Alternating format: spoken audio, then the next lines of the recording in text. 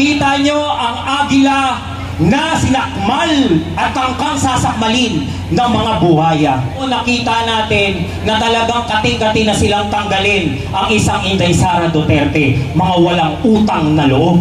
Ngayon, dahil kaaway na nila si Inday Sara, at sa September 20 po, pakitandaan nyo ang araw na yan. Pangalawang strike po yan na kanilang ulit papanatan si Inday Sara sa Kongreso. At ang gusto nila, zero budget daw. May isang kongresista dito sa distrito, sa lungsod ng Maynila, ang nagsabing handang-handa na siyang ibigay ang zero budget kay Inday Sara. Papayag ba tayo nun? Tinulungan natin si Marcos, pero ano yung sinukli niya kay Sara Duterte? Budol!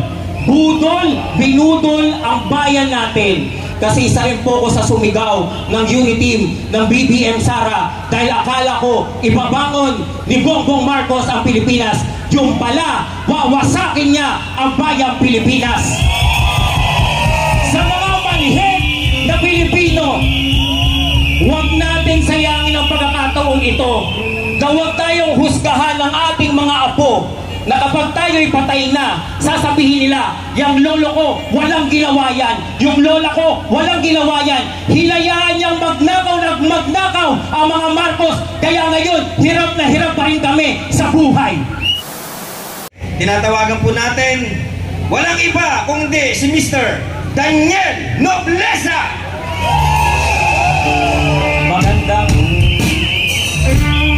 Magandang gabi, mga batang maisog. Binabati ko po kayong lahat, lalo na po nagkakaisa na tayo ngayong gabi.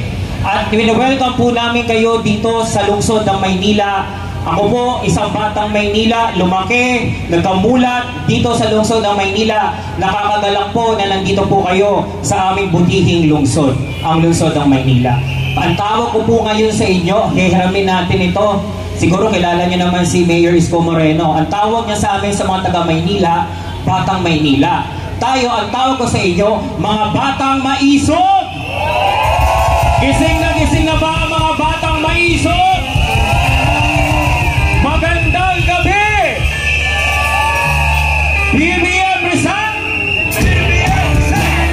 BBM Rizal! Bongbong! Naririnig mo ba kami dyan sa Malacanang? Malakas na ang sigaw ng taong bayan. Maraming salamat po. Gusto ko lamang pong itagal sa inyo ang issue po sa hiya pong ginawa nila sa ating pinakamamahal na Vice Presidente Inday Sara Duterte. Napanood niyo po ba yon sa Kongreso? Nakita niyo ang agila na sinakmal at tangkang sasakmalin ng mga buhaya.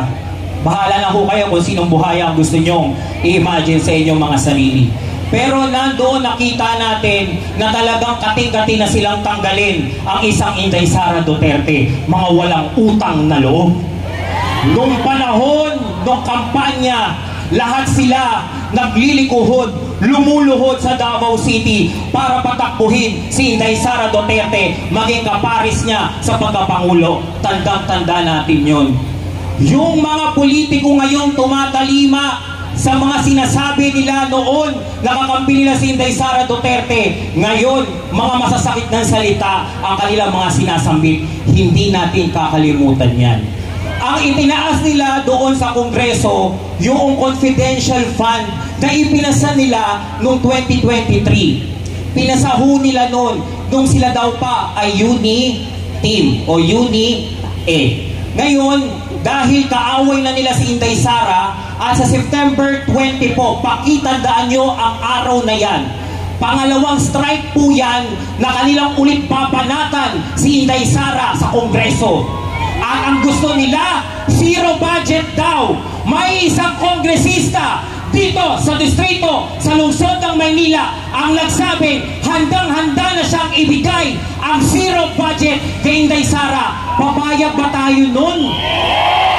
Papayag ba tayo mga batang maisog? Hindi. Dahil nagtatrabaho lang naman ang OVP. OVP.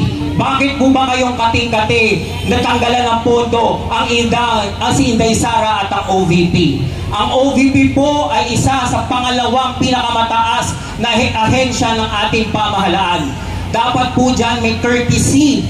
Dapat po dyan, kapag tinadala po sa Kongreso, sa Senado, ang pondo ng OVP, mabilis po nila yung ipinapasa. Kasi may courtesy pong tinatawag. Noon pa po yan, simula po na nakuha natin ang kalayaan noong 1986. Sinasabi ng mga pinkihan, ng mga dilawan, si Lenny, ang bilis niyang nakuha ang kanyang pondo.